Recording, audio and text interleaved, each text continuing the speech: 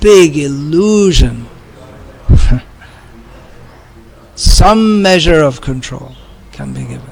The Kshatriya is supposed to have, the pious Kshatriya is supposed to have Ishvara Bhava, the sense of being under control. He's supposed to have that. He's supposed to, but in the sense of manifesting the potency of the Supreme Lord for protecting others. So some measure of control. It's very, very tiny. Birth and death we have no control over. Of course, an intelligent person tries to act in this life in such a way that they will be elevated in the next life. But we can't control it. We can't. The fact that we have to die, we can't control that. The fact that we have to be born again, we can't control it. Jatasya hi dhruvam mritya dhruvang janma mritasya cha. Those who are born, they have to die. Those who die, they have to be born. It goes on and on and on. We control them. Yeah, we can't control. We should try to act in such a way that we're elevated, but ultimately it's not up to us what next life we get. Karmana daiva netrena jantur deho papate. Under the supervision of the Supreme Lord and various demigods, they judge our the activities in the human birth, and they decide what our next birth should be. It's not under our control. We can try to make a future better life. We should try. But the example is there. It's one example, a famous example of Nriga Maharaj, who tried so hard, he dedicated his whole life to getting a future elevated position. And due to something beyond his control, he ended up as a lizard. Completely hellish situation. Beyond his control. He couldn't do anything about it. Of course, he was fortunate enough ultimately to get Krishna's mercy, a form of Krishna's direct touch and directly seeing Krishna. But the point is there that however piously we may act, we may even unknowingly perform some impious act for which we have to be punished. But we should act in this way, in a manner that we will be elevated, understanding what is our situation in this material world. To feel comfortable in this world is very, very dangerous. It seems like a contradiction, because if we feel comfort, we feel now I'm out of danger. See, I was sitting here comfortably, and then some creature is buzzing around, so my comfort is disturbed, buzzing around my ears. So the idea that, now I have a nice house, all my bills are paid,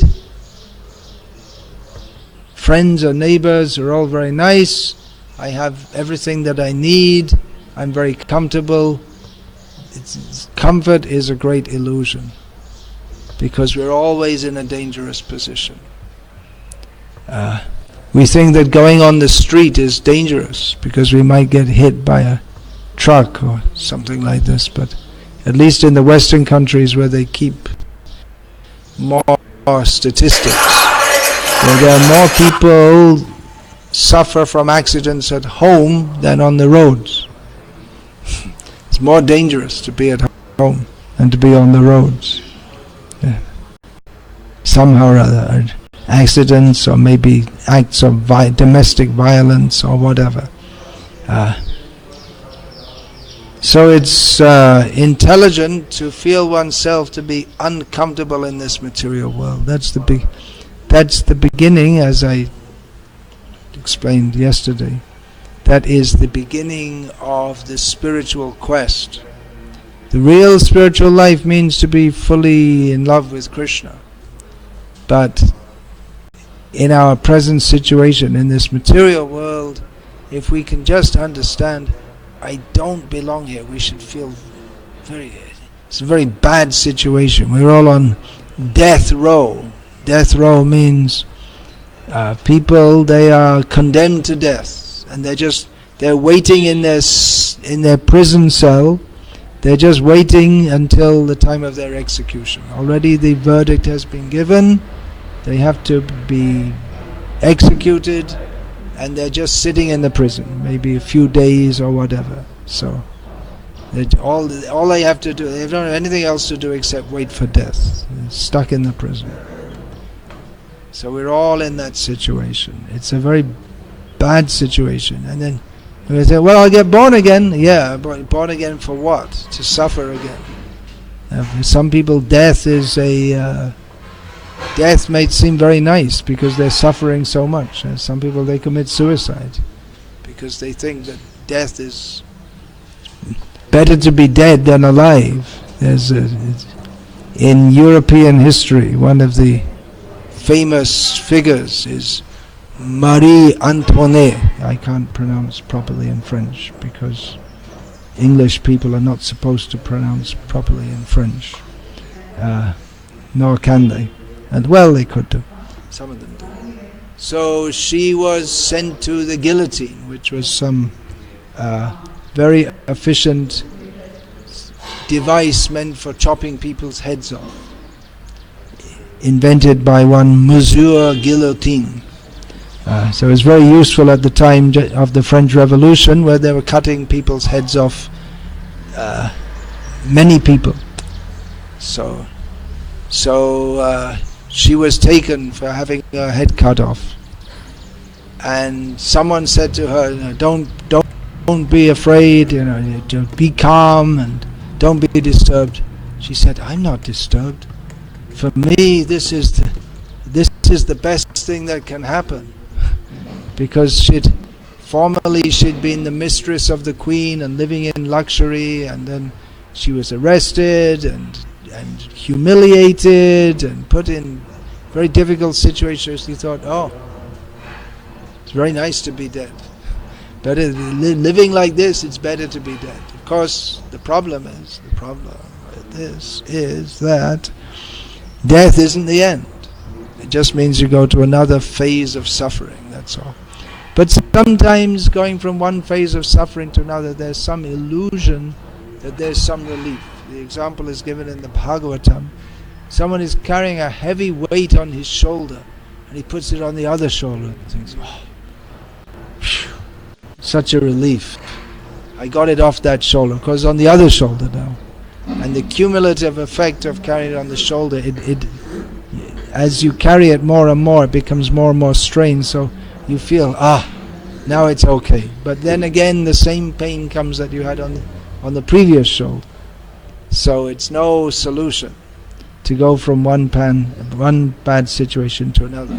Pan, I said, inadvertently. So there's an English saying, out of the frying pan into the fire. You see, you're being cooked in a frying pan, karai or whatever. So you say, this is very bad, I have to get out. So you jump out and you land up in the fire. There must be sayings like that in every language. So this is our situation. But Srila Prabhupada points out here in the purport, the less intelligent who try to remain within the material world may be elevated to higher planets. So some people think that, it states in the Vedic literature, if you act piously, you can be elevated to the higher planets. So they don't want to go there. They want to remain within the material world. And if you tell them that, well, actually you can get liberated, they go, where are we liberated from? That's for losers. That's for people who are not a success. That's for people who can't get it together. People go and join some spiritual organization because they're a failure in the material world. Try to remain within the material world, maybe elevate the material world. Can't get it. Why should you renounce it? That's only for people who are failures. They can't enjoy it, so they renounce. Sannyasi, most inauspicious, according to them. If you see a sannyasi, it's very inauspicious because together they've renounced the world. That's only for the dharma. The highest dharma is griha dharma, according to these people. Because the home is the place of all happiness. Failure. That's it's and there are statements in Shastra like that. Only for the dharma. So you have to choose which ones you want. But the fact, you can choose the ones which recommend material enjoyment, but there's a package which goes with it, which is called bhutva praliyate. Again and again getting born and again dying. And they say, yeah, okay, that's all right, but anyway, what's the harm? Gata gatam kama kama labhante. We have to come back and we'll go again to the heavenly planets. We'll fulfill all our desires. So they think it's very good to be born again. And born again, we have to get born again, we can't avoid that. But in my next life, I'll be, as in this life, by performing pious activities, I'll be elevated to the heavenly planets, and then I'll enjoy, and then I'll come back down again to this planet and do more sacrifices, and then again go up. This is all foolishness. And even more foolishness is people, they don't even believe that there's a next life. They think it's all over when you're finished. Either king puna agamano bhavet, either it's just completely finished. The body is the self, and when it dies, that's it. Finished, absolutely finished. And there's another class of people who think the body is the self, and when it dies, there's some kind of hibernation until Jesus comes, and then he revives your body, and you get the same smelly, stinky body, and it revives, and then you either go to heaven forever or hell forever.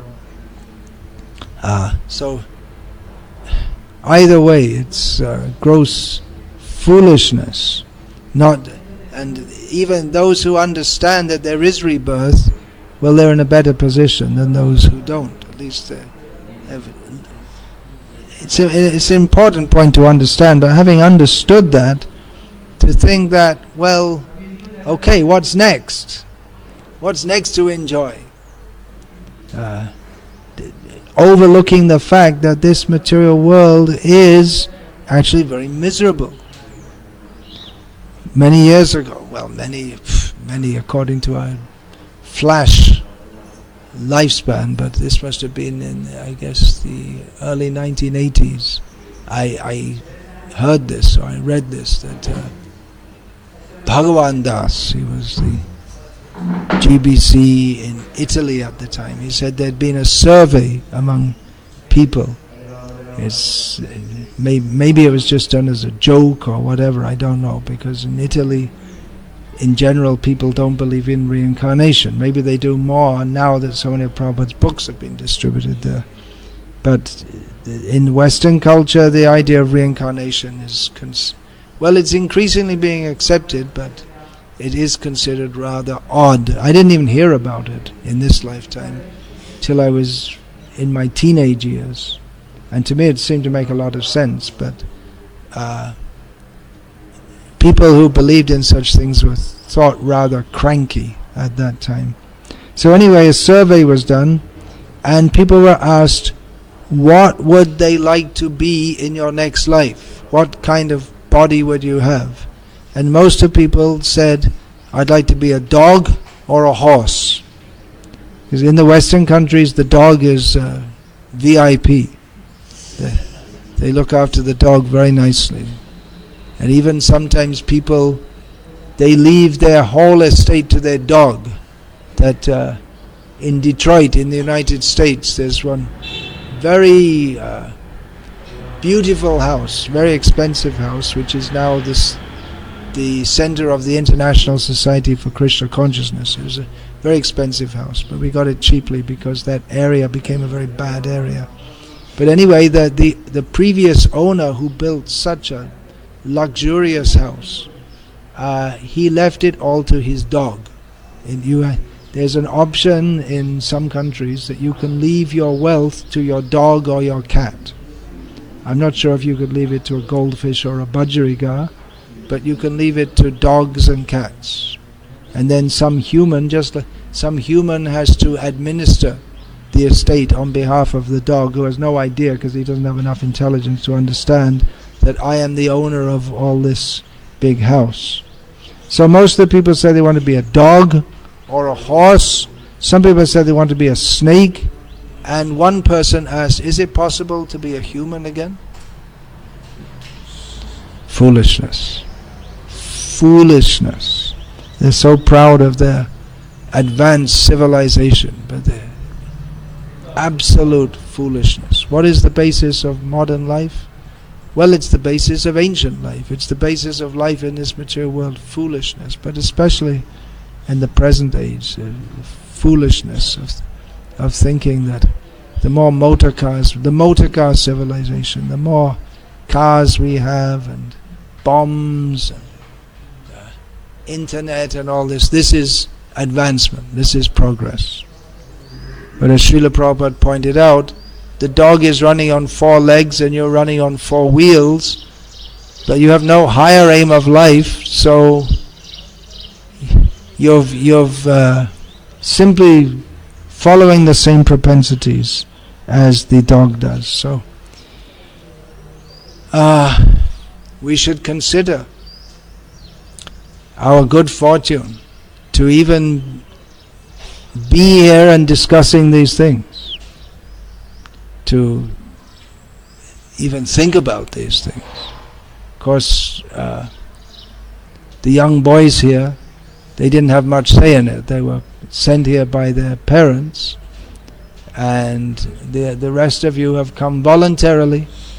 You want to hear about these things. And the young boys also, they like to hear because they're getting good association. But there's not many people who are even interested in these things.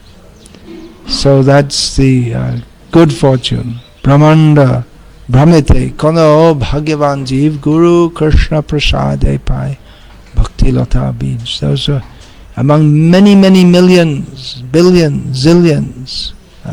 Eta brahmanda bhari ananta jivagan charashi lakha jonite kariye brahman. How many ananta, unlimited number of living beings populate the universe, and they're dispersed in 84 lakh species. So out of them, someone may be fortunate in the course of wandering around, getting born, dying, getting born, dying, getting born, dying, in the course of a human life, to get the mercy of Guru and Krishna and get the seed of the plant, the creeper of devotional service. So having got that mercy, by the mercy of Guru and Krishna, one gets the idea of devotional service. So Chaitanya Mahaprabhu further explains, and then what should we do having got that mercy is Tate Krishna Bhaje Kare Guru Shaivan Maya Jala Chute Pai Krishna Charan. Therefore we should worship Krishna, serve the lotus feet of the Guru, and as a result the bondage of, we'll be freed from the bondage of Maya, and we'll attain to the lotus feet of Krishna. So it's a very great opportunity. We're not in control. We can't guarantee by chanting Hare Krishna that we'll go back to Godhead in this very life, but we have a good assurance that if we approach Krishna, he's not, even though he's not bound, he's not forced to reciprocate in exactly the way that we want to. But if we actually develop love for Krishna, then he does come under the control of his devotees. And if we do chant Hare Krishna, it's all auspicious. Even if we have to be born again, it will be in a favorable situation for further practicing Krishna consciousness. Generally, certain situations are considered favorable. If we think, in my next life, what should I be? In Bhagavad-gita, well, first of all, you think, well, I want to get out of this world and go to Krishna. What do you want to be in your next life? I don't want to have a next life. On the survey, I want to be a snake or a dog or a horse. Well, I don't want to get born again. I don't want to be what do you want to be? You want to be a snake, a horse, a dog, a cat? What do you want to be? I don't want to be any of those things. Whatever life we're in, there's birth, death, old age, disease, suffering again and again. So some situations are better than others. Shuchinam Srimatam Gehe Yoga Bhrashto Vijayate. One who is incomplete in their practice of yoga, someone who's trying to get free from birth and death. But they're not completely successful in one life, or they fall from the practice of yoga. In their next life they can take birth in a family of brahmanas or vaishyas, pious people, or rich kshatriyas or vaishyas, pious people, and as a result they will again take up the practice of yoga until they achieve perfection. Again they will remember, oh yes, I want to take that up. So some situations are more favorable. Birth in India is generally considered more conducive for taking up Krishna consciousness. And actually, until Srila Prabhupada went to the Western countries, there was no one. There were many devotees in India, but not many in... No, there were none in the Western countries. Outside of India there weren't. The land that's presently known of India. Among ages, times, the Kali Yuga is very good time to be born, surprisingly. Kaling sabhajantyarya gunagya sarabhagina yatra sankirtanayana eva sarva swartho bilabhyate. In Bhagavatam it's stated that persons who are very expert at ascertaining the essence of everything, persons who are very thoughtful and have understood things very well, they think Kali Yuga is very good, because in this Kali Yuga, simply by performing Sankirtan one can fulfill all necessities. Everything is, all good results come. Whereas in other ages it's very difficult. So that's a good quality of Kali Yuga. So birth in Kali Yuga, even in Satya Yuga and other ages, people desire to take birth in this age because in this age there will be more devotees of the Supreme Lord. Sometimes we wonder when we hear that there are verses like what is that? Kotishvapi Mahamune Narayana Parasarvena Kutna Muktanam Api Siddhanam Narayana Parayana. What's the next line? Sudurlabha Prashantana Kotishvapi Mahamune.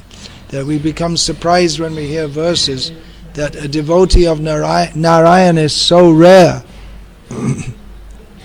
They're so rare, even among many great sages.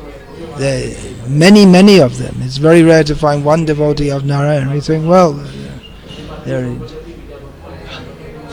not this time, maybe 2 or 3 visits previously in Dubai. I was looking out of the window. I was on a window overseeing a main street, and so many people walking around with bead bags. If you look out of the window at any time, if you wait a few minutes, you'll see someone with a bead bag. Means because even though it's a Muslim country, it's very open, and so the devotees who are from India, they're not local Emiratis, Arabs.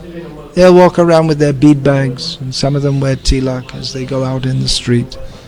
So you may say, well, you just look on the street and you'll find probably in some Bangalore, in some areas, in every street there'll be some devotees at some level, either in our Gauriya line.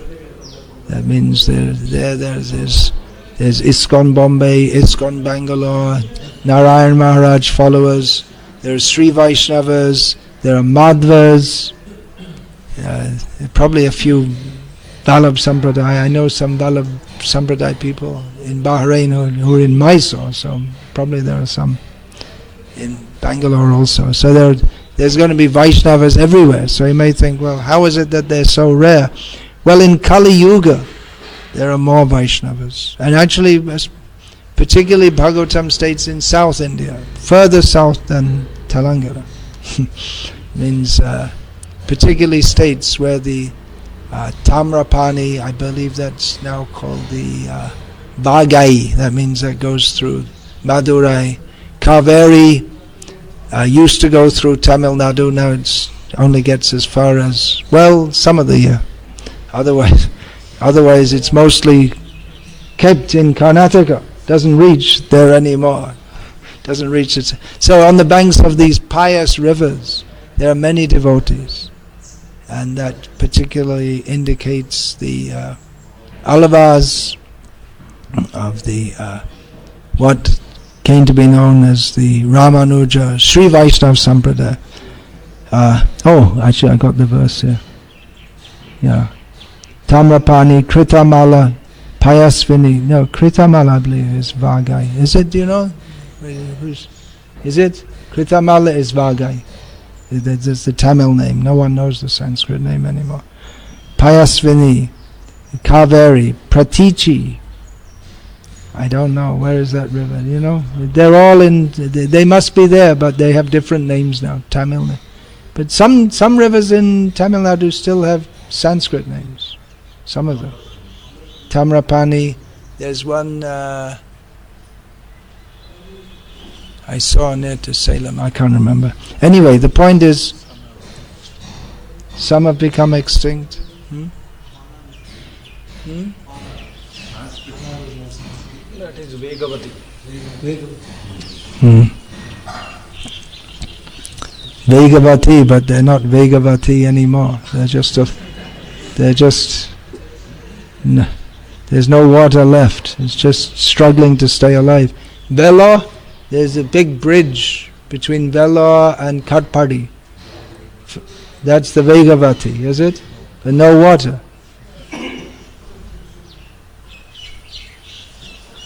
That's a symptom of Kali Yuga. No water.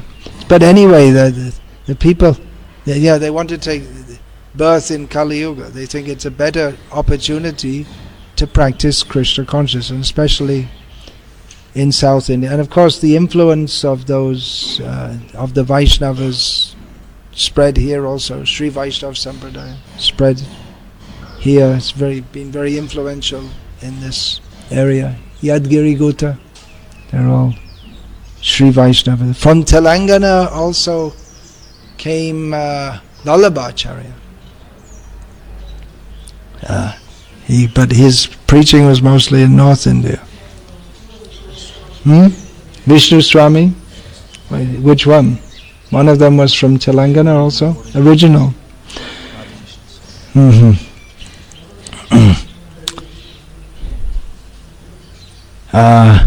In the heavenly planets, that's also said in the Bhagavatam, that the residents of the heavenly planets, they think, we got here, we're dancing with the apsaras, but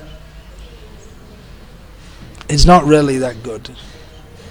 That's the nature of material enjoyment. You think it'll be good, but when you get it, it's not as good as you think it would be. It's called, what is that called? Shruti Suk? Something like that. When you hear about it, you think it's good, but when you actually get it, it's not so good. So some of the residents of the heavenly planets, they think that in our future birth, if there's any piety left over from our wasting our time jumping around here with dancing with the apsaras, then let us be born in Bharatavarsha. So, because that's a good place for executing Krishna consciousness. Why? Because Krishna himself personally comes to this land. Krishna comes, Rama comes, other forms, especially these two forms. Krishna, Ramachandra, Balaram. Ramachandra and Balaram and Nityananda, they all traveled extensively in this land and purified this land. Chaitanya Mahaprabhu also traveled widely. So this land has become pious because of that. So very great opportunity. If we have to be born again, then to be born in this land is very good opportunity. Of course, there is one anecdote of two sannyasis, disciples of Srila Prabhupada, were at the Radha-Raman temple in Vrindavan. They'd visited there from the temple of ISKCON, Krishna Balaram temple. I'm not sure if it was established at that time, or at least they at Ramanreti.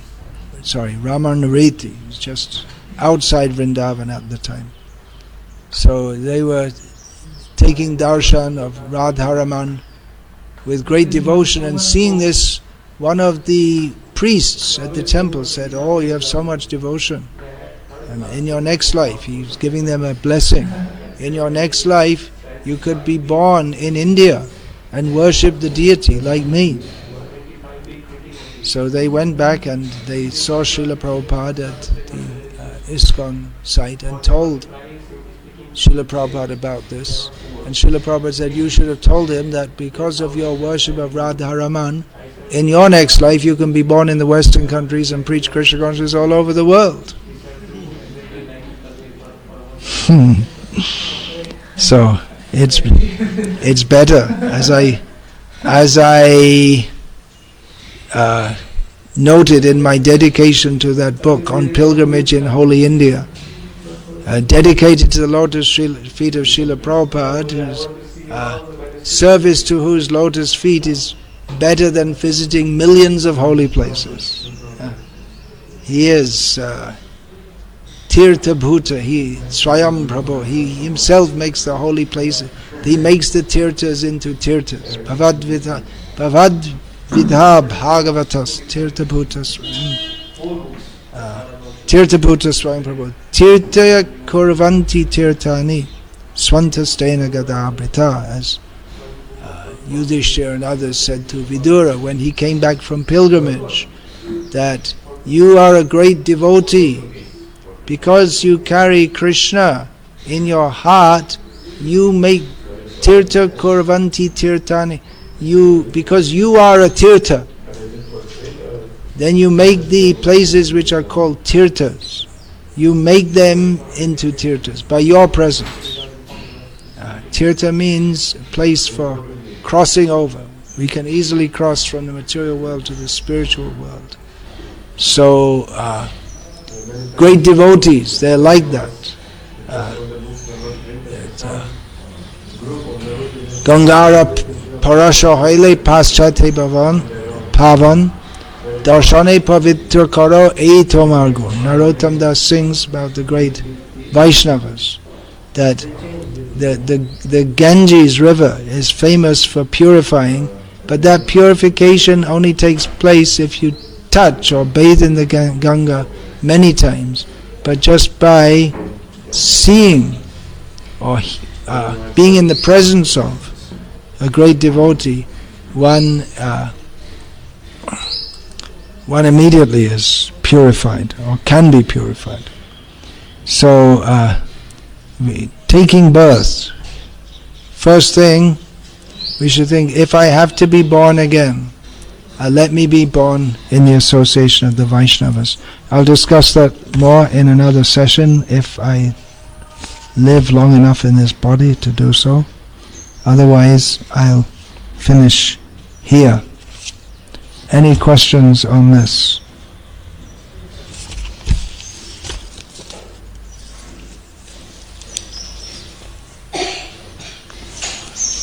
No. Okay. Yeah. Okay.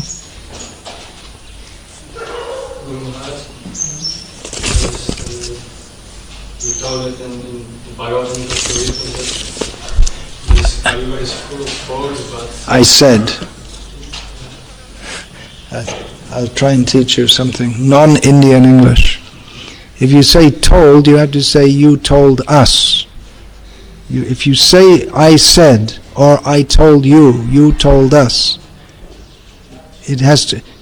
If you say told, it means you're specifically saying something to someone or to some group of people. The normal way of saying it in English would be I said, you said. Yeah, go on. I think by holy name we can attain perfection, and we can see that many of us going to job and squeezing our rounds here and there. So chanting the holy names leads to perfection, but there are many who are working in their job and squeezing in their rounds here and there. So, how we can understand that actually the holy name is by the holy names, everything is perfect. Everything that you need is there. Well, there's also a process of Nam Bhajan. They're taking the holy names, but one has to. There's a difference in taking, chanting the holy names offensively, chanting the names purely, chanting the holy names attentively, chanting the names inattentively.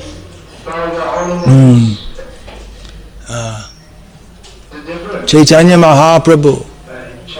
What is that? In the Shikshastika press, the last chapter of Caitanya-caritamrita. Harshe Prabhu kahi shuno swarup ram rai, kalo nam sankirtan parama upai. He said, jubilantly, Chaitanya Mahaprabhu said to Swarup Damodar and Rai Ramananda that in Kali Yuga, the main means, here he says the main means of deliverance is Nama Sankirtan. So that, he says, and then is the first verse of Shikshashtaka is given. Then later on in that chapter, Ki rupe nam loile prema upajoy taha lakhon shuno shurup ramrai. He says, Chaitanya Mahaprabhu said, in which manner the name is to be chanted so that prem, love of Krishna, arises within the heart. Those characteristics you hear Sarup and Ram Rai. So what is that?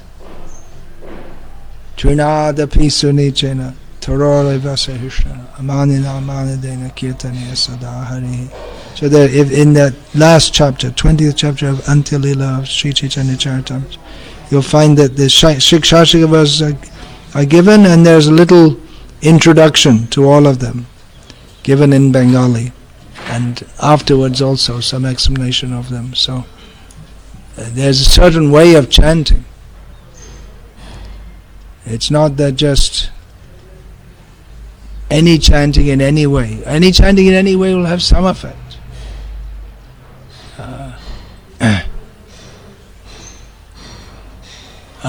What is that?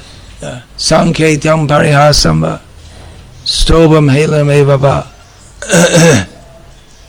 Vaikuntha nama grahanat. What's the last line? You know the verse? Vaikuntha nama grahanat. And then the punchline is the fourth line, which I can't remember because I have a Kali Yoga brain. Sanketyam, S-A-N-K-E-T-Y-A-M. It's from Bhagavatam, this verse. Sanketyam parihasam va stobam helamana evacha Vaikuntha nama grahanat. So to indicate something else, Sanketyam in joking, in praise or neglectfully. Anyone who accepts the name of Vaikuntha. What's it? What's the last line? Sanketyam. Didn't look it up? Yeah. S-A-N-K-E-T. Sanket. Means, you know the word Sanket. They have on the back of lorries in South India, in North India. Sanket do.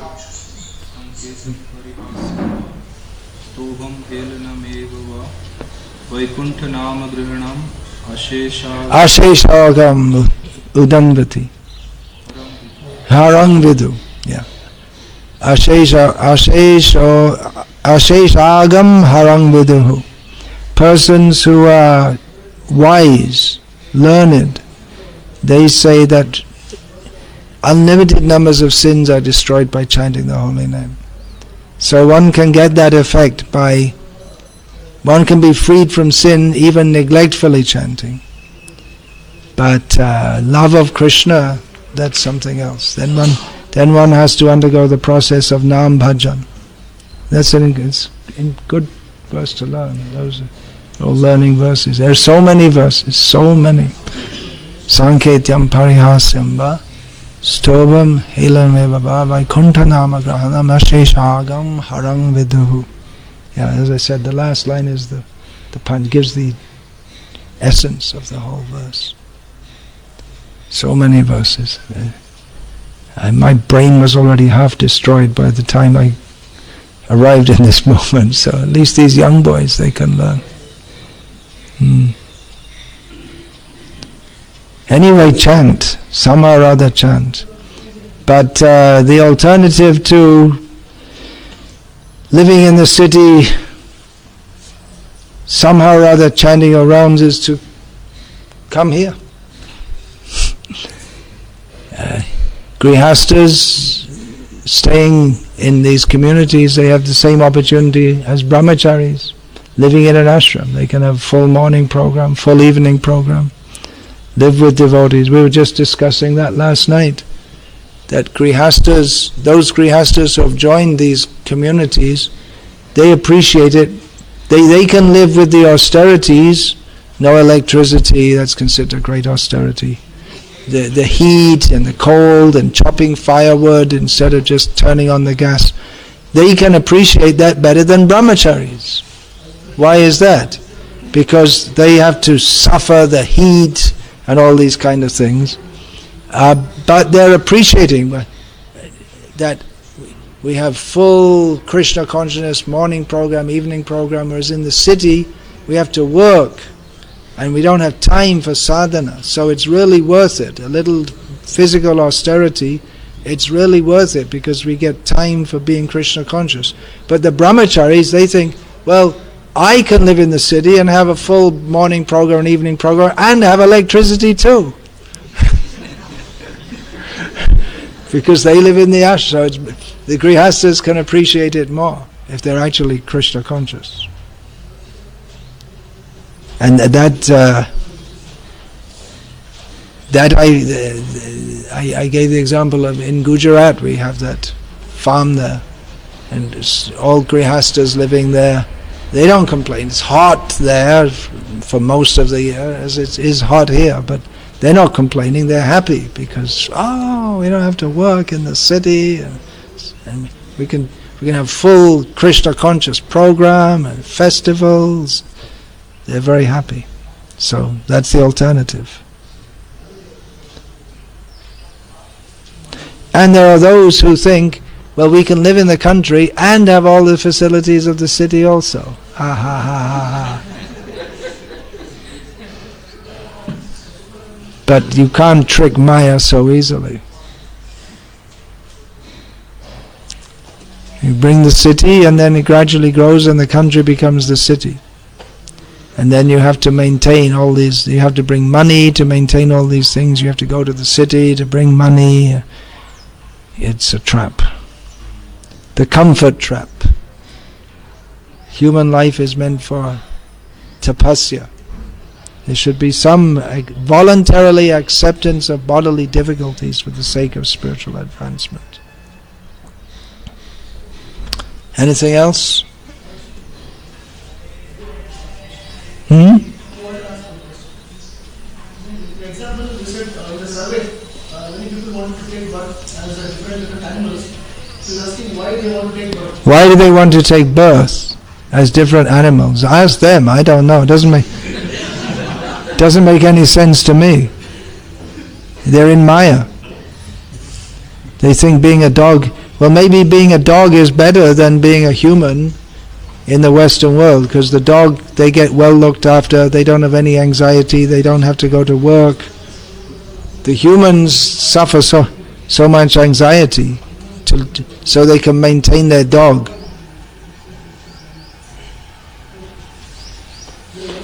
Great distress occurs in people's life when their dog dies. Oh, it was my good friend for so many years. It's really insane how much they're attached to dogs in the Western world.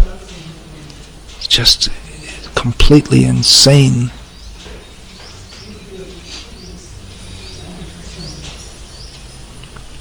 People show you their dogs as if you're supposed to get... In America once, one woman came out to myself and bathed Narayana, and it showed, oh, this dog just came to me just after my mother died, as if it's some divine arrangement. See, I was feeling so distressed, my mother died, and then the dog came to me. It was sent by some divine beings to help her. It was just...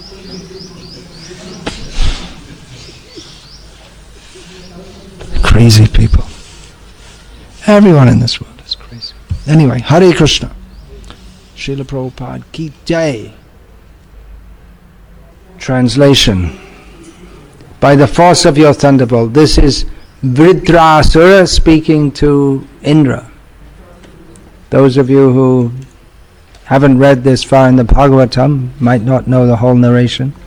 How Vritrasura, although officially an asura, was actually a great devotee, and he's in a fight with Indra, and Indra's going to kill him, and Vritrasura knows he's going to kill him, and this is what he says to Indra before he's killed.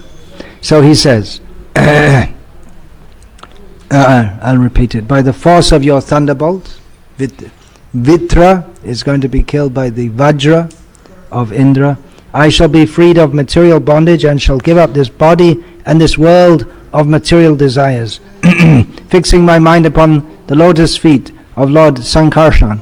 I shall attain the destination of such great sages as Narada Muni, just as Lord Sankarshan has said.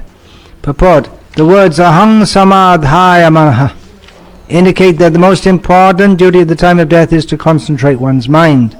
If one can fix his mind on the lotus feet of Krishna, Vishnu, Sankarsana, or any Vishnu Murti, his life will be successful.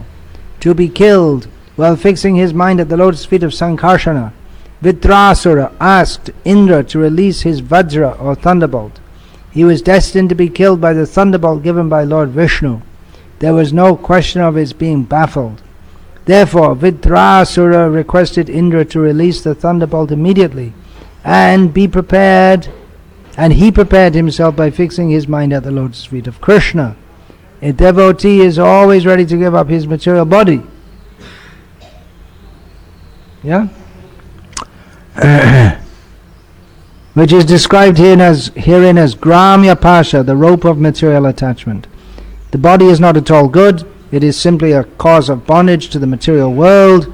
Unfortunately, even though the body is destined for destruction, fools and rascals invest all their faith in the body and are never eager to return home back to Godhead. And just in a previous lecture I discussed how we can never be sure of where we're going. There's no guarantee. You can chant your rounds and get up early in the morning, but ultimately everything's in the hands of Krishna. It doesn't mean that we think that, well, what's the point then? I won't chant my rounds and get up in the morning because there's no guarantee. Well, that gives a mentality that I'm the controller.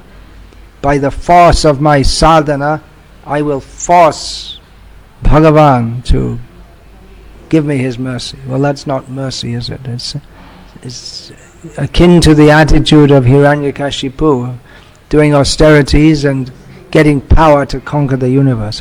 I will get so much power, I will force my way to Vaikuntha. But devotee always depends on the mercy of Krishna. We show here that Vritrasura, he is ready to die. He's not afraid. Srila Prabhupada makes this statement here in the purport. The devotee is always ready to give up his material body. Any volunteers? You're all supposed to be devotees. We hear devotees say that, well, I've been a devotee for the last 15 years. When I hear someone say that, I think, well, that's good. You're very lucky. I'm still trying. After 40 years, it's not so easy to be a devotee. But actually one who's really a devotee, he's not attached to the body. Dehasmriti nahija shangsha bandhan kahata, as Narottam Das, he rhetorically asks, that one who's not even aware of his body, he's so much detached from his body, then where is the question of him being entangled in material existence? Because material existence comes from attachment to the body.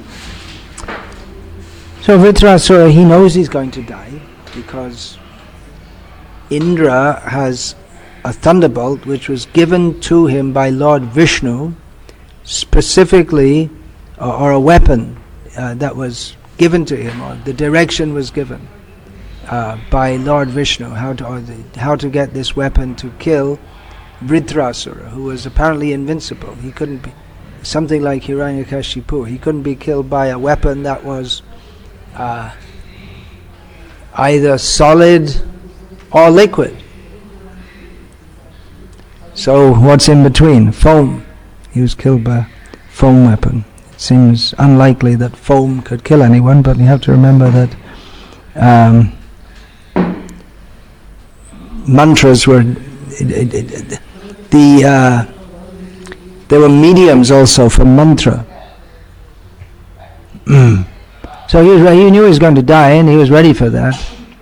And he says here, I'll go back to Godhead. He was very confident of that, because that was also predicted. He was also a great devotee in a previous life, Chitraketu, and he had to go to the body of a demon, circumstantially being cursed by Parvati, and he accepted that curse, but he got the reassurance that he had the reassurance that anyway he was going to go back to God. So he's very confident. One devotee who I had quite a lot of association with,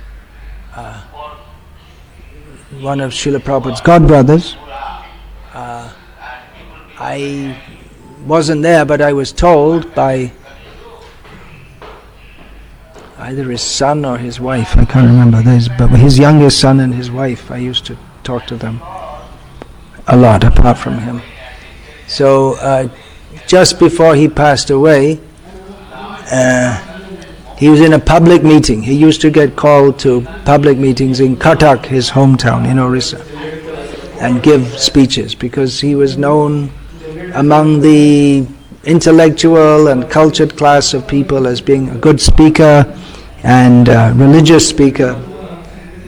And someone questioned him, the same question, well, very similar to a question that I was asked last night in a public meeting. Someone asked, well, you say you're going to go back to Godhead, but this chanting will take you back to Godhead, but how can you be sure? And he said, we're sure. We're definitely this chanting will take us back to Godhead. And then he said that very strongly, with great conviction. Certainly, it's the verdict of all these shastras. Bhagavan himself gives us. So he very strongly said, we're sure. Then he went back home and he had some physical attack, something, a heart attack, something like this. He was admitted in hospital, and he waited. After 2 days he passed away. That was Advaita Saptami, the appearance day of Advaita. So those were his last words, at least in public that definitely we're going. Definitely we're going. He was very strong on this point. Srila Prabhupada also was asked something similar to that. He was asked that, you see, we're chanting and we're doing all these things, but how can we know we're going to go back to Godhead? And Srila Prabhupada said that we're making so much effort to bring others back, and you think Krishna will leave us behind? I heard that Prabhupada had said that. I also heard that Prabhupada had said that a devotee had said to Srila Prabhupada that we're distributing these books. That was the major activity, very, very central to our movement. When I joined in 1975, distributing Srila Prabhupada's books, and one devotee asked Prabhupada that, you see, all the time we're talking to these karmis, we're interacting with them, and their association rubs off on us, and it can contaminate us. So how can we know that we'll be going back to Godhead with all this, all the time? Spend most of our day talking to non-devotees. Srila Prabhupada said, if you go on distributing these books, then even if he said, how do we know we'll think of Krishna at the time of death? Srila Prabhupada said that, well, if you go on distributing these books throughout your life, then even if you don't remember Krishna at the time of death, Lord Chaitanya will come in your mind, and he'll come and personally take you back to Godhead. So that's assurance. But on the other hand, a devotee's confidence, it springs not from my ability. You see, I'm such a great devotee, I'm such a great preacher, I'm such a strict sadhaka, I'm this, I'm that. But he thinks that surely Krishna will protect me because I'm his completely helpless, surrendered servant. He has great faith in the mercy of Krishna, that Krishna will surely deliver me. It may be after millions of lives. Srila Prabhupada said that I have no hope of direct service for the forthcoming sojourn of crores of my lives. He said that. He wrote that. But he's confident that Krishna will protect me. Rakshishyatiti vishvaso. That is one of the symptoms of a surrendered devotee, one who takes shelter of Krishna. That he has a very strong sense that Krishna will protect me in all circumstances. Even in circumstances we can't understand. Why is this happening to me? I just got an email yesterday from a devotee who she's she's been a devotee for many, many years, but now she's just in the latter part of her life. She's dedicating herself fully to try to help revive the preaching, especially in Belfast, in Northern Ireland. She's fully thrown herself into that. She was sleeping on a bunk bed, you know what that is? There's one bed and then another bed on top of that. As she fell down, and she's quite old physically, and when older people fall, it's quite common, especially women, they break their bones, they have osteoporosis, and she broke her back in 2 places, which means she's going to be bedridden for at least 3 months. So she's trying to understand why this is. She made a very good comment. She said it's better than falling down spiritually to fall out of the bed and break your back. It's not very pleasant, but it's definitely better than. You might get some pleasure from falling down spiritually. You can go and eat some McDonald's hamburgers, or there are so many different ways you can fall down. You might get some, I don't know what pleasure's in there, but people seem to get some pleasure out of it. No, that was a very good comment. But why does this happen? Well, just when I'm fully dedicating and making this effort, and then all of a sudden, Krishna, it must be Krishna's hand, but why? Very difficult to understand. Very difficult to understand. But with the devotee's faith is that, well, Krishna, for some reason Krishna is doing this. Why?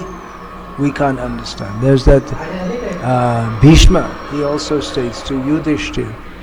Yudhishthira was lamenting why so many people had to be killed, and Bhishma said, Srila Prabhupada uses the word in the translation, inscrutable. It means if we try to scrutinize with our intelligence, we can't understand. But anyway, it's going on, it's happening, it must be Krishna's. Krishna has some desire. Krishna has some reason for this. Why should it be? Why should it be like that? Krishna knows, I don't know. In course of time, it may become clear to us why Krishna arranged for me to be put in such a difficult situation. At this present time, we may not be able to say what exactly is Krishna's plan. He has his plan. The devotee's faith is there. And his faith is that Krishna will deliver me. Either this life, or 1,000,000 lives, or 10 million lives.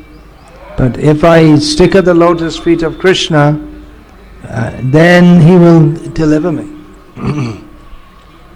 But of course one has to be very serious. Generally people think that, everyone thinks, when I die I'll go to heaven. As I pointed out many times, you'll see in the newspapers, in India, of course I don't read Telugu, but it's probably the same thing. In the Telugu newspapers, yesterday someone came from that paper, Andhra Jyoti, something like this. Still going on in Telangana. It's called Andhra Jyoti. Maybe they should change the name to Telangana Jyoti. Anyway, that's up to them.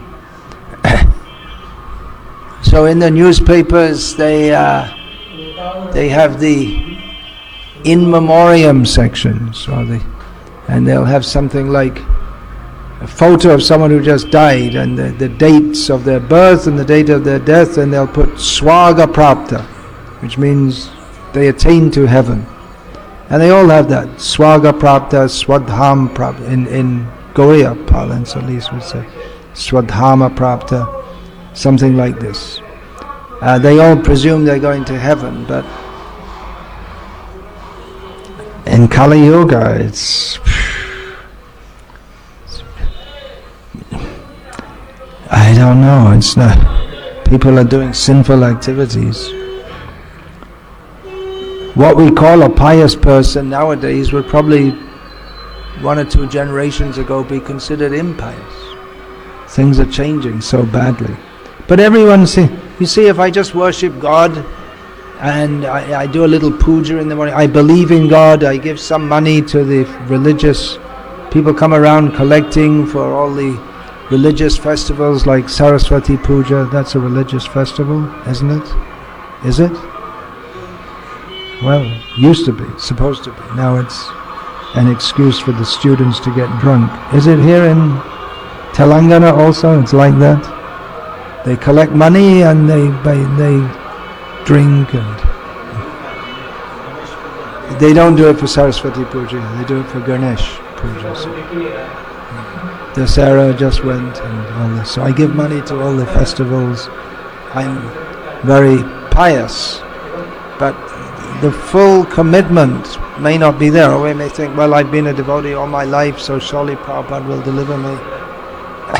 I just read a book by one of Srila Prabhupada's first disciples, where he said that he wrote in his book that I hope Prabhupada will deliver me, even though I've had my ups and downs in devotional life. I hope that Prabhupada will remember me and take me to him. Very nice devotional sentiments. And then there's another chapter just after that where he describes how he's watching the baseball on TV. Baseball is similar kind of game, I guess, like cricket. Just like people are crazy over cricket in India, so in America it's baseball. Somehow it didn't seem to really go together. I mean, if you really want Prabhupada's mercy, you don't watch baseball on TV. I mean, it's understand that people have different anarthas or samskara, bad kusamskara, bad impressions in the mind, but don't actually indulge in them if we want to. It's taking the mercy cheaply. That, well, I've been chanting Hare Krishna so many years, and I did a lot of service and this and that. Okay, very good, but I'm afraid this kind of attitude, the attitude that, well, sometimes we have better to be honest. You see, you also have so many material desires, but I'm just being honest, and therefore I watch the baseball on TV and I listen to all this nonsense music. But you also have that, you can't say you're completely pure, so I'm just being honest. But that's nonsense to say that. Because, alright, I'll honestly say I have bad desires in my heart, but I don't deliberately cultivate them by indulging in them. There's a difference. I can honestly say that I have material attachments in my heart, but we take to the process of bhakti to fully absorb in activities of Krishna consciousness and not to cultivate the wrong things and then say, well, we expect Prabhupada's mercy. And then it becomes like Christianity, in which you may say it's a small thing and it's only occasional, but it opens the door to the same attitude as Christianity, where people haven't. Well, there's some idea you should be good, as defined by who? Cow killers. Eating beef is good. May not be very good for the health, but it's something good Christians can do it. But at least when I was growing up, we didn't eat meat on Fridays, because that was the day when Jesus was killed, so that was the day for eating fish instead of meat.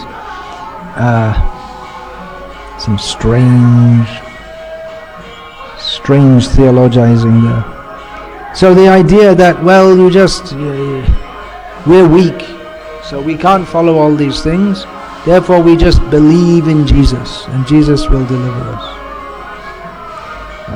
So this idea, Prabhupada, we just believe in His mercy, we believe in. But what was the major manifestation of Srila Prabhupada's mercy? It was his teachings. He's a guru, he teaches. That's what guru teaches. That's the major manifestation of his mercy. Is he teaches us, gives us the knowledge, but we have to act on that so that we can become purified. It's not just some mystic blessing and then you become completely purified. We have to show that we want to be pure. We have to be sincere about that by tivrena bhakti yogena, practicing the process of bhakti very seriously. So Vitrasura is confident that he'll go back to God. So that's one of the symptoms of a devotee, is that he has great hope, ashabandha. There's great hope that he will be delivered. He will attain to the lotus feet of Krishna. He has that hope. He's not hopeless. The fact that we can't guarantee that we won't go back to God doesn't mean that we're totally hopeless, or we're just like we're doing some lottery gambling, or we think that, well, my situation is... well, in one sense we think, Purusha kirta hoite mui she logishta. I'm lower than the worm in stool. In one sense, a devotee thinks like that, but in the other sense, he doesn't deny the mercy of the Supreme Lord and the Hari Guru Vaishnava. He may say that, yes, I'm lower than a worm in stool, but by the mercy of Hari, of Guru and of Vaishnavas, I can also at least attempt to chant the holy names. We can recognize that our situation, we are in a better situation than others who are not chanting Hare Krishna. Otherwise, why should we preach? If we think that, well, it's all the same, then why should we preach? We're preaching to people to take up the Krishna conscious process, because that will help them. But on the other hand, again, we don't think, well, I'm in a better position, these people are all useless.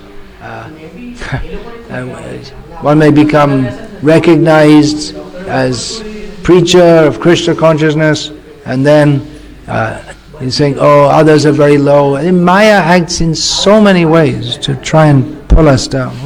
What is the attitude of a devotee that will attract the mercy of Krishna? Is this humility, and not just the attitude of humility, but at the same time striving to serve Krishna in all respects. I'll just read a few more verses of these Vitrasura preaching to Indra. He says, next verse, persons who fully surrender at the lotus feet of the Supreme Personality of Godhead and always think of His lotus feet are accepted and recognized by the Lord as His own personal assistants or servants.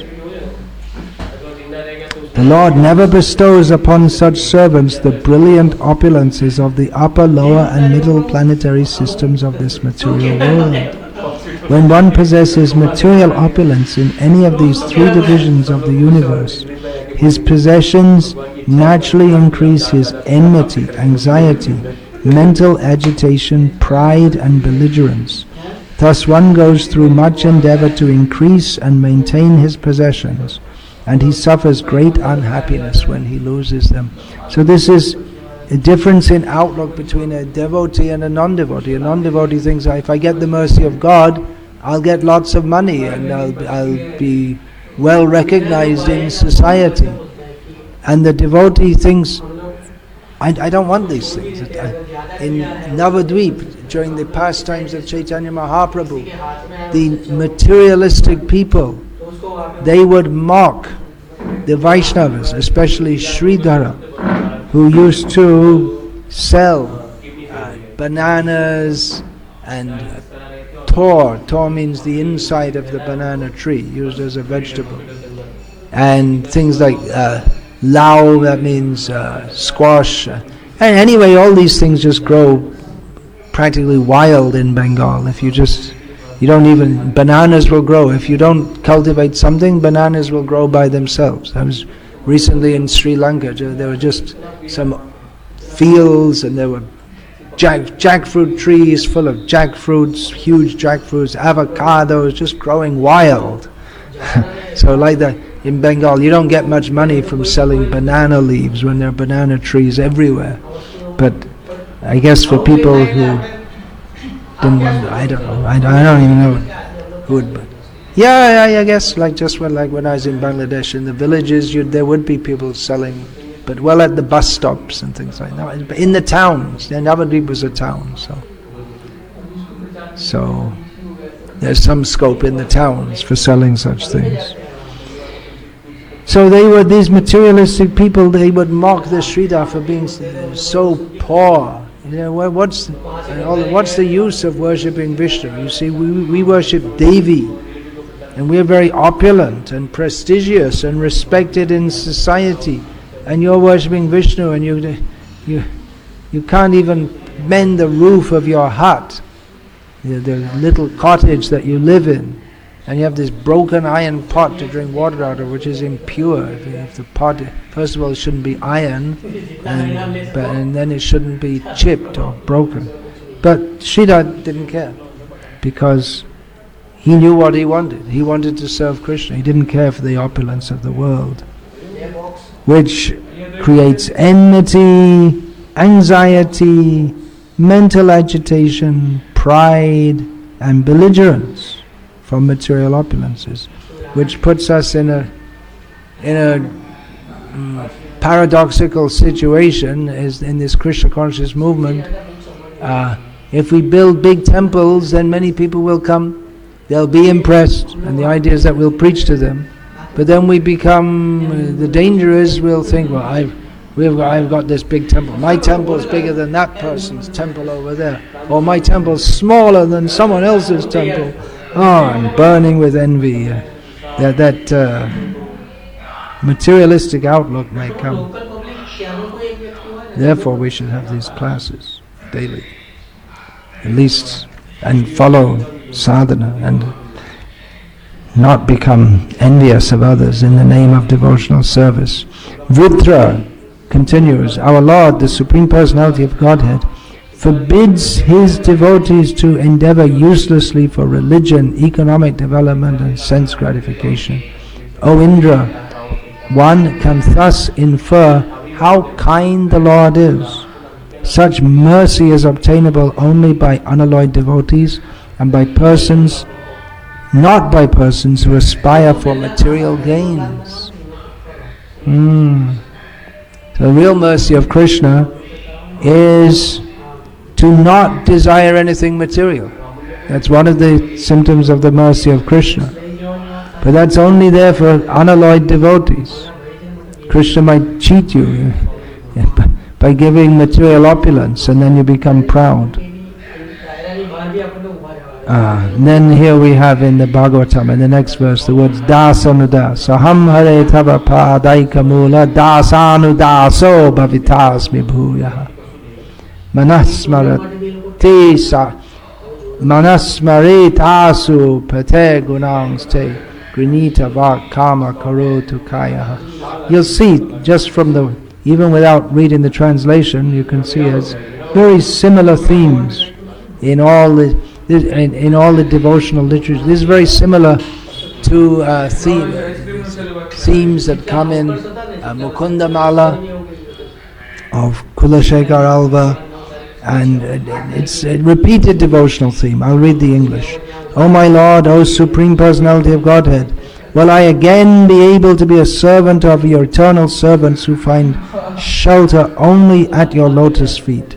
O Lord of my life, may I again become their servant, so that my mind may always think of your transcendental attributes, my words always glorify those attributes, and my body always engage in the loving service of your Lordship. So this is a prayer for the next life. May I be a servant of the servant, of your servants. Because then I'll get the opportunity to remember you.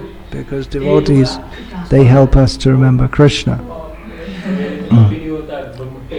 So there's one prayer. What do you want for your next life? To direct service, to be a servant of the servant. Srila Prabhupada writes here in the purport, he begins the purport by saying that this verse gives the sum and substance of devotional life. One must first become a servant of the Lord, Das Anudas. So you can go back and study that carefully. This verse gives the sum and substance of devotional life. I'll go through, just to read through, giving an overview here by reading the verses. That means, overview means you don't get all of it, but just a summary. There's also Gopi Pranidhana Prabhu, he did an underview of some of the verses in the Bhagavatam. Underview means he went into, instead of going through many verses, just take one verse and study it very minutely. That's also possible.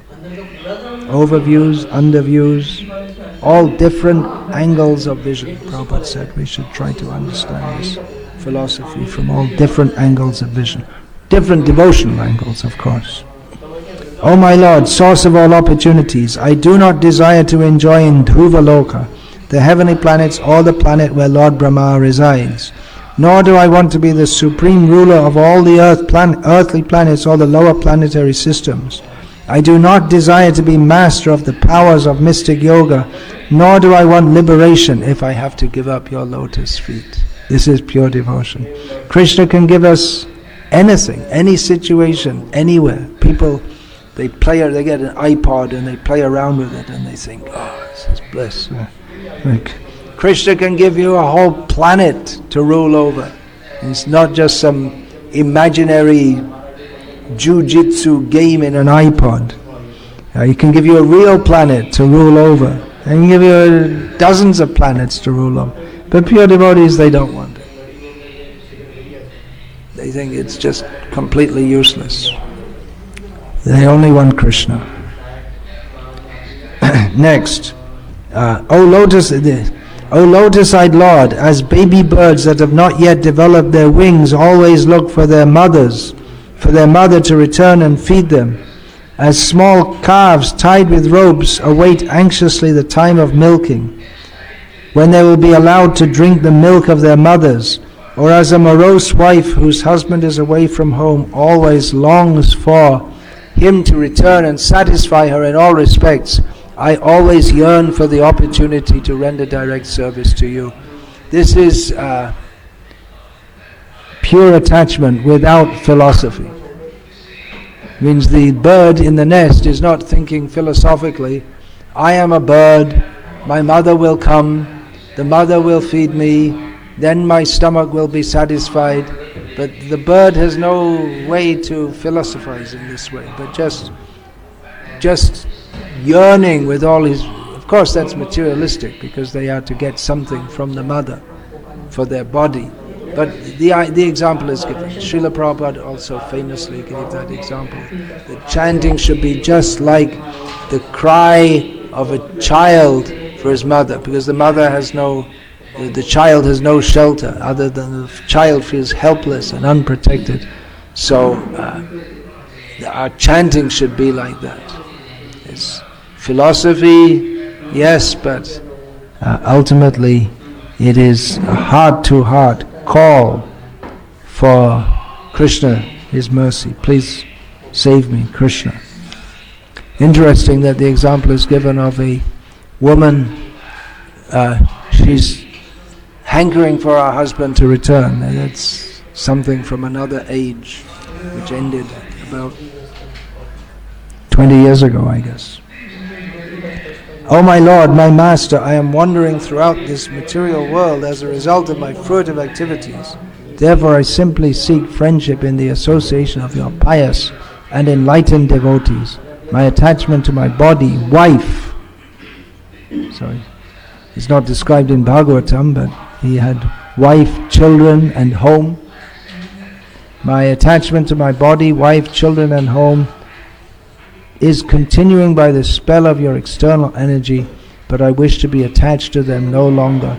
Let my mind, my consciousness and everything I have be attached only to you. So that's the end of the chapter. We can see Vritrasura is fearlessly ready for death and confident in the protection of Krishna, and his prayer is to have the opportunity to associate with devotees, to be born in a situation where he'll be with devotees. So that's a prayer. If we're thinking of the future, what will the future be? What will I get? So there are various prayers that can be made, and Krishna willing, I'll go through some more in the next day or two. Various aspirations for a future life, but devotee, his main prayer is to be with the devotees, because where there are devotees, there's Krishna. There's remembrance of Krishna, there's service to Krishna, there's Krishna consciousness. Hare Krishna. Any question about this, please?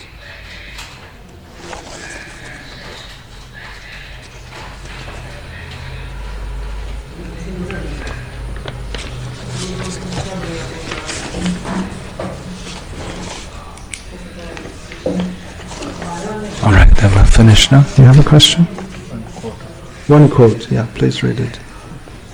In one of the early BTCs, our first meeting, Prabhupada wrote that we have information that we are going back to Godhead. We have information that we are going back to Godhead, yeah. Srila Prabhupada wrote that before coming to America. People may think it's something amazing. They may not believe it, something like that Srila Prabhupada wrote, but we invite others to come, yeah. Through Back to Godhead magazine. Hare Krishna, Srila Prabhupada ki jai. Translation. Again, offering obeisances. This is Maharaj Parikshit speaking before he started to hear the Bhagavatam from Srila Shukadev Goswami.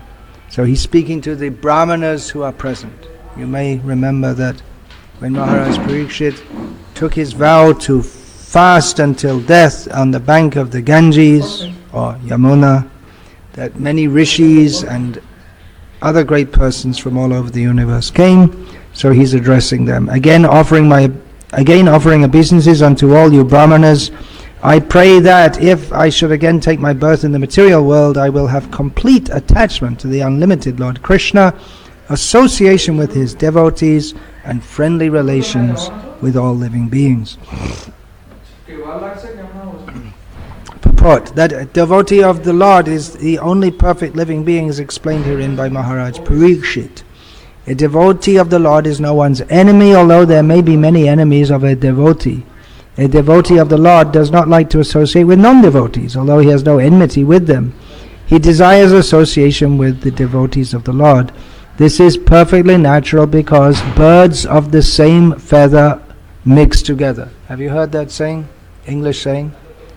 Birds of a feather flock together. It's an English saying. So you can understand what it means? That the peacocks, they like to be with other peacocks. The crows like to be with other crows. What other kinds of birds you get here? You get some waterfowl, the birds that go on the water. They like to be together. They're not all mixed up. So birds of the same feather flock together. So that's used in relationship to humans also. Devotees like to mix with devotees. That's the point being made here. Drunkards like to mix with drunkards.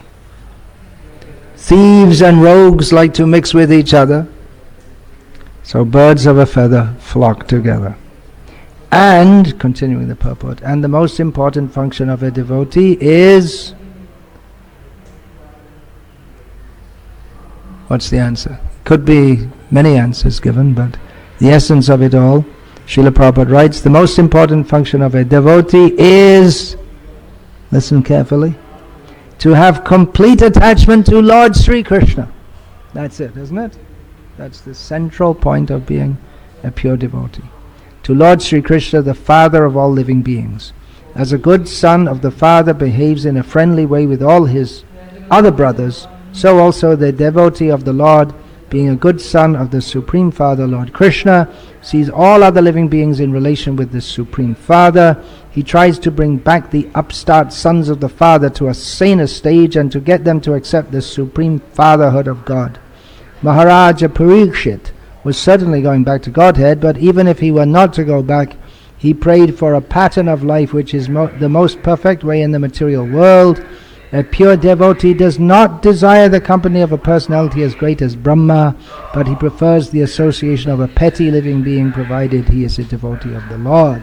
So I'm continuing, as from over the last few days, reading verses from Srimad-Bhagavatam, and will be from other sources also, about devotees' prayers or desires for their next birth. Generally it's considered that devotees don't have a next birth, as Srila Prabhupada points out in the purport here about Srila Parikshit Maharaj. That again and again in Gita, Krishna says that the devotees come to me. Janma karma chame devyame vangyo veti tatvataha tyaktva dehang punar janma naiti mam eti sorjuna. Krishna says, one who knows the divine nature one who knows in truth the divine nature of my appearance and activities does not again take birth in the world, this world, but comes to me, O Arjuna. And he says that, and he says, Manmana bhavamat bhakto madhyaji mang namaskuru mayam mamai vaishashi yuktvaivam matmanang matparayana. He says that he orders to always think of me, become my devotee, worship me, bow down to me. Then being completely linked with me, you will certainly come to me. So devotees, they go to Krishna, but because of their humility and thinking they're not a devotee, they think, well, I'm not fit to go to Krishna, so I may have to be born again and again. So their prayers, there are many prayers in Bhagavatam and elsewhere of devotees who speak what they would, if they have to be born again, what situation they pray to the Lord for. So, if I have to be born again, Parikshit says, I have complete attachment to the unlimited Lord Krishna. This is the essence of being a devotee. Complete attachment to Krishna.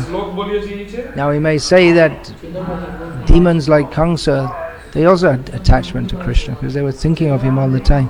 But that's not really attachment. In one sense it is, but it's the underlying it is the personal desire that I want to kill Krishna so I can have my sense gratification. So that's not really attachment in the proper sense of the term. Proper attachment is ahaituki, without any personal cause or desire. Only for... Why do we serve Krishna?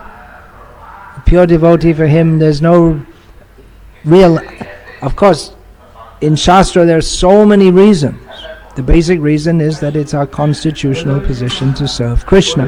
Jiva Sarupoi Krishna Nityadas. But for a pure devotee, he doesn't think, oh, I'm a servant. Okay, I'm constitutionally serving Krishna. Okay, let me serve him. He just automatically, his loving attachment is to Krishna.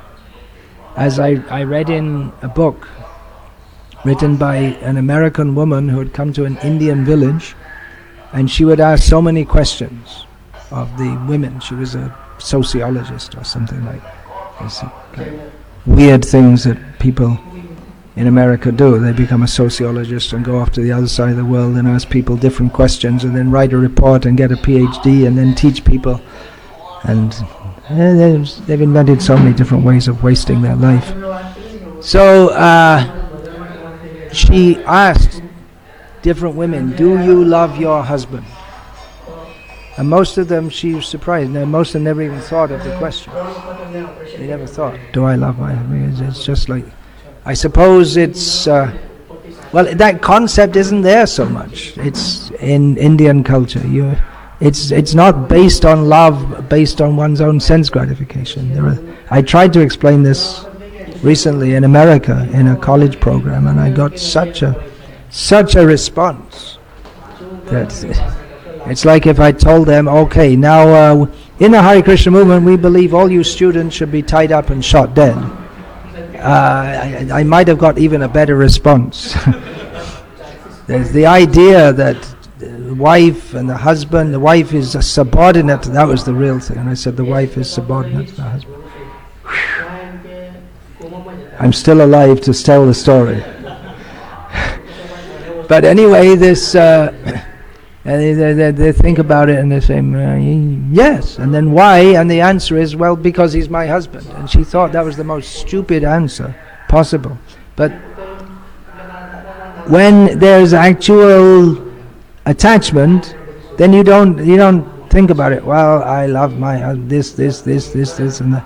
It's just there. It's just a fact. You're living it. It's just, why do you breathe air? Well, I breathe air because there's lots of oxygen in it, and when I breathe it in, it reacts with my system and gives energy, and if I don't, you don't think about it, you just do it. So, pure devotees of Krishna, they're attached to Krishna automatically. That's the real meaning of a haituki. A haituki means without any personal motive, and it also means just... It's so natural to one that you don't even think why. Of course, at the philosophical level, one should think why. In this material world, we should think why. And in the spiritual world, we may also praise Krishna. That you are the greatest, we like to serve you, but at the highest level, in Vrindavan, that thought is gone. Not a stage to be jumped into prematurely. So, Parikshit prays for complete attachment to the unlimited Lord Krishna, association with his devotees. We'll find this is prayed for again and again. Vritrasura, we read yesterday about Vritrasura, he prayed for that. And friendly relations with all living beings. Now, Parikshit Maharaj, he was about to leave the world because the scenario that led up to that was that he was cursed by Shringi, who was the son of Shamika Rishi, because Parikshit, being impelled by the external energy of the Lord, acting on, of course the external energy doesn't act on the super pure devotees, but just for creating a situation in which the Srimad-Bhagavatam could be spoken, he had apparently insulted Shamika Rishi. Swagatam, Swagatam. Please come. Suswagatam. Please decorate these plastic chairs with your august presence. And so he had apparently acted in an unfriendly way toward Shamika Rishi, and Shringi was so unhappy about this that he cursed Parikshit that you will die in 7 days from the bite of a snake bird. Takshak. Takshak. Takshak also means, don't say, carpenter. It's another meaning of the word takshak. Bengali tokkok, or cartmistry, more commonly. So he was to die at the birth, from the bite not of a carpenter, but from the snake bird.